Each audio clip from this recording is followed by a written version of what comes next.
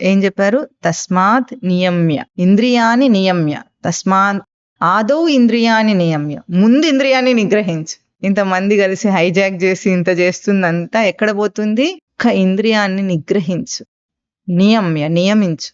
నియమించడం అంటే ఏం చేయాలి?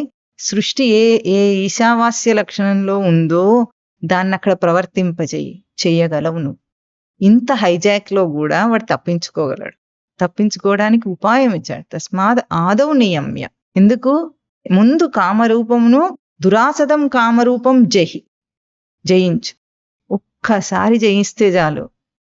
ఒక్కసారి జయించటం. అందుకే సాధకుడికి ముందు చెప్పేది నియమం.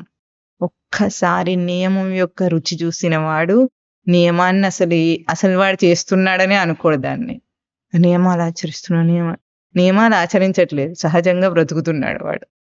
ఇక్కడ మనుషులకు అర్థం కానిది ఏమిటంటే, అలవాట్లు చేసుకోవడానికి చాలా కష్టపడ్డాడు వాడని వాడికి తెలియట్లే.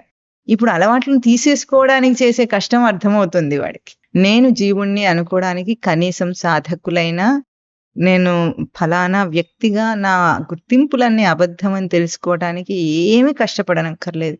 ఒక్క ఇంద్రియాన్ని నిగ్రహించిన ఇంద్రియంలో నిగ్రహాన్ని దర్శనం చేయి. అంటే ఒక కోరిక నుండి ఆ ఇంద్రియాన్ని తిప్పితే, ఒక కోరికకు బానిసనై ఉన్నాను, ఆ కోరిక నుండి, ఆ అలవాటు నుండి వెనుతిప్పు. ఆ తేజస్సు నీకు అర్థమవుతుంది. అంతే. ఒక్కసారి సూత్రం అర్థమైందా, అన్నిటినీ వాడు వెనక్కి తీసుకోగలుగుతాడు, అన్నిటినీ ఉపసంహరించుకోగలుగుతాడు. తనలోకి తాను ఉపసంహారం చేసుకొని అగ్నిస్వరూపుడు అవుతాడు. అగ్ని ఎట్లా ఉంటుంది? ఇప్పుడు అగ్ని ఉంది, ఇక్కడ అంతర్ధానమై ఉంది. తనలోకి తాను అంతర్ధానం అవుతాడు. అంత కష్టమేం కాదు, ఒకసారి చెయ్యాలి. చేసిన దాన్ని రుచి చూడాలి.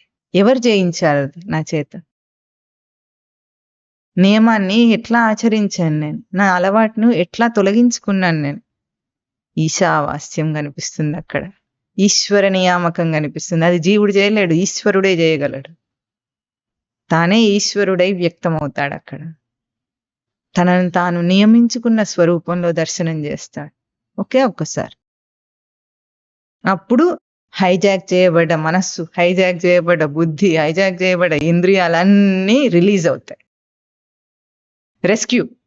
రెస్క్యూ చేయబడతాయి మన చేత.